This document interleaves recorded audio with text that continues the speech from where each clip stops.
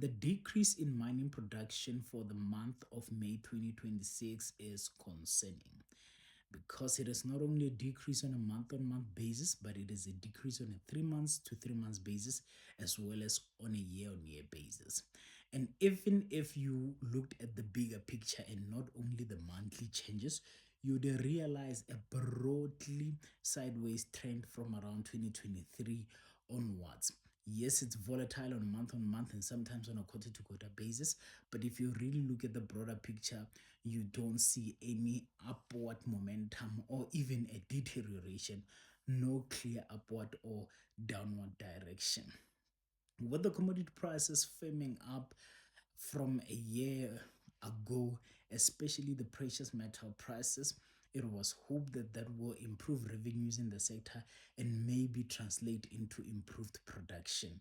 But that has not been the case entirely. Yes, we did see a pickup in gold and PGMs, I think, in the first quarter, and that really supported production levels.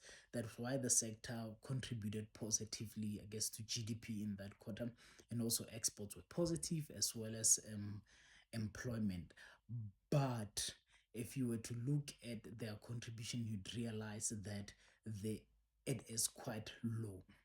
The biggest question is that going forward with commodity prices kind of easing, that one we saw maybe in the second quarter of 2026, will the sector really still be able to contribute positively to GDP or to employment? That remains a cause for concern. But looking at the volatile quarter to quarter or month on month changes is not really going to give the full picture. The full picture is this, that there has been a broadly sideways movement for over 2 years now. And even if you look at the production level, it's way below what we saw prior to COVID, what we saw in the previous years.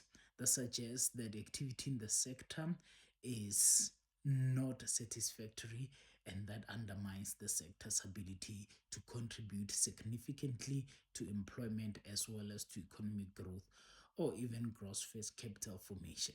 Yes, there might be pockets of light here and there, but generally conditions are not good. We will wait and see if the structural reforms that are underway will certainly help the sector. We have had good news in terms of the improvement of our rail network systems as well as the operations and performance at ports, and we're yet to see if it will translate into, even if it's just a gentle upward trend in the sector, because we need this sector. The sector contributes significantly to GDP. The sector contributes significantly to employment. Yes, if you look at the absolute contribution of it, you might be tempted to say it's low relative to other sectors, but please consider its close connection with the manufacturing sector, its close connection with the electricity sector, as well as the sector's close connection with the transport sector or any service that you can think of. Should you take away the mining sector from South Africa, imagine what's going to happen to transport and logistics. Imagine what's going to happen to a lot of a lot of businesses in the services sector. Imagine what is going to happen to the manufacturing sector. So this sector is important, and we should not only look at its direct contribution to GDP, but we should look at it holistically. Think about it as a key export earner as well.